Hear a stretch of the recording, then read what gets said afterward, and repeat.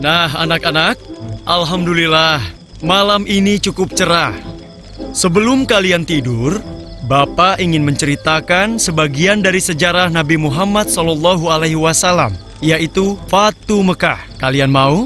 Hah? Fatu Mekah? Fatu Mekah itu apa sih, Pak? Iya, Bapak akan menceritakannya. Tapi sebelumnya, kalian mau dengar tidak? Ya mau dong, Pak. Itu kan bermanfaat buat kita. Ya kan, teman-teman? Setuju!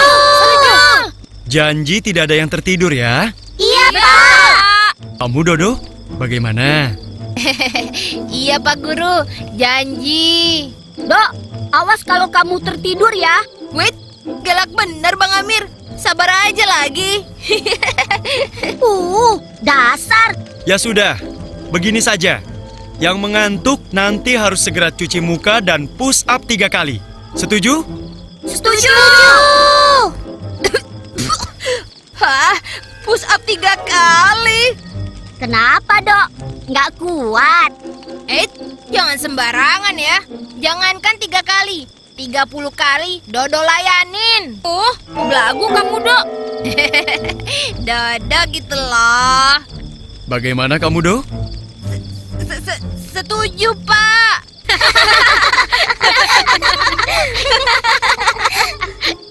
Baiklah, Fatu Mekah adalah peristiwa pembebasan kota Mekah oleh Nabi Muhammad SAW beserta kaum muslimin dari cengkraman orang kafir Quraisy.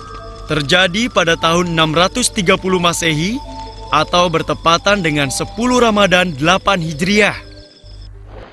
Ketika itu, Rasulullah SAW dengan kekuatan tidak kurang dari 10.000 orang pasukan berangkat dari Madinah setelah asar.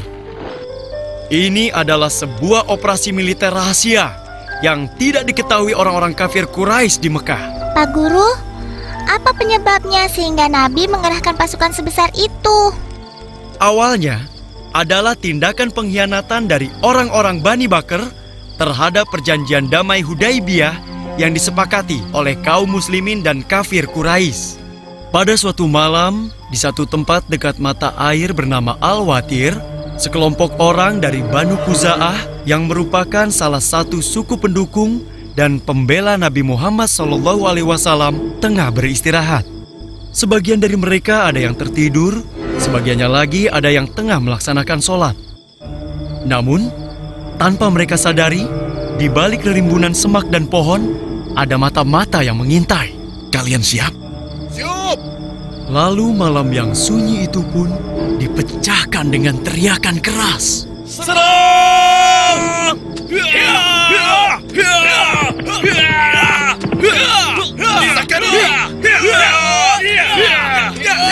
Darah pun tertumpah kemana-mana. Namun, semua itu tidak menyurutkan kekejaman kelompok penyerang. Mereka terus mengayunkan pedang ke sana kemari, membabi buta. Siapa yang menyerang, Pak Guru? Mereka adalah orang-orang Bani Bakr yang dibantu pasukan dari kafir Quraisy. Banu Khuza'ah tidak melawan. Mereka melawan, namun karena kalah jumlah dan persiapan, akhirnya mereka pun terdesak hingga ke Mekah. Syukurlah, ada salah seorang dari Bani Khuza'ah yang bernama Amir bin Salim berhasil meloloskan diri dari kepungan. Hah? Ada apa ya? Iya, itu siapa ya? Ya Rasulullah! Ya Rasulullah! Ketika sudah berhadapan dengan Nabi, Amir bin Salim menceritakan seluruh kejadian yang menimpa dirinya dan Bani Khuza'ah. Maka, Amir bin Salim pun meminta bantuan Nabi untuk menghukum kaum kafir Quraisy. Dan Rasulullah pun menjawab, "Engkau pasti akan ditolong, wahai Amir bin Salim." Tiba-tiba, saat itu muncul mendung di langit. Lalu beliau bersabda, "Mendung ini akan memudahkan pertolongan bagi Bani Ka'ab." Nah, inilah yang menjadi awal pengiriman pasukan kaum muslimin ke kota Mekah.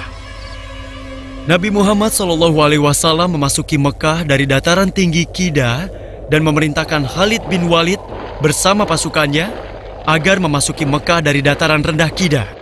Akhirnya, kaum muslimin memasuki Mekah tanpa mendapatkan perlawanan, kecuali Khalid bin Walid.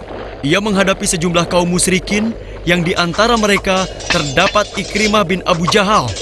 Khalid memerangi mereka dan berhasil membunuh 24 orang dari Quraisy dan 4 orang dari Khuzail. Nabi Muhammad SAW mulai memasuki kota Mekah dengan menunggangi unta dan mengenakan sorban berwarna hijau di tubuhnya.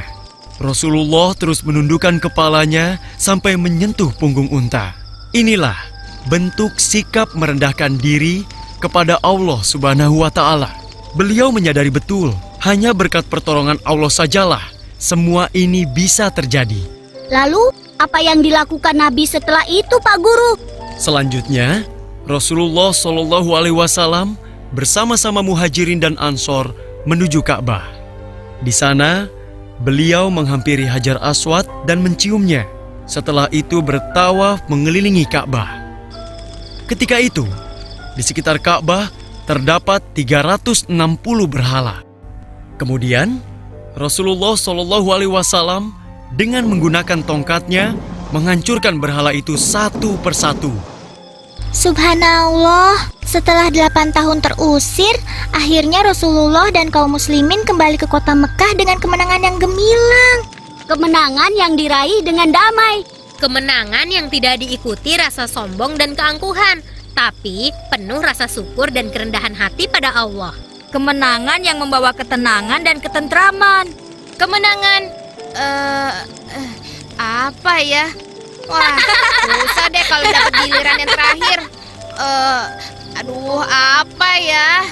Nah, kemenangan yang menandai bahwa tugas Nabi mau selesai. Hah? Jangan asal kamu, Dok. Iya nih, nggak pakai mikir kalau ngomong. Kalian jangan marah dulu. Apa yang dikatakan Dodo bisa jadi benar juga. Hah? Maksudnya, Pak? Begini, 3 tahun setelah Fatu Mekah, tepatnya pada tanggal 12 Rabiul Awal tahun 11 Hijriah, Rasulullah SAW pun wafat. Meski masih ada beberapa peristiwa penting dalam kurun 3 tahun itu, namun dapatlah dikatakan peristiwa Fatu Mekah adalah salah satu tonggak terpenting dalam perjalanan dakwah Nabi. Inilah puncak kemenangan kebenaran atas kebatilan. Tuh kan, Dodo gitu loh.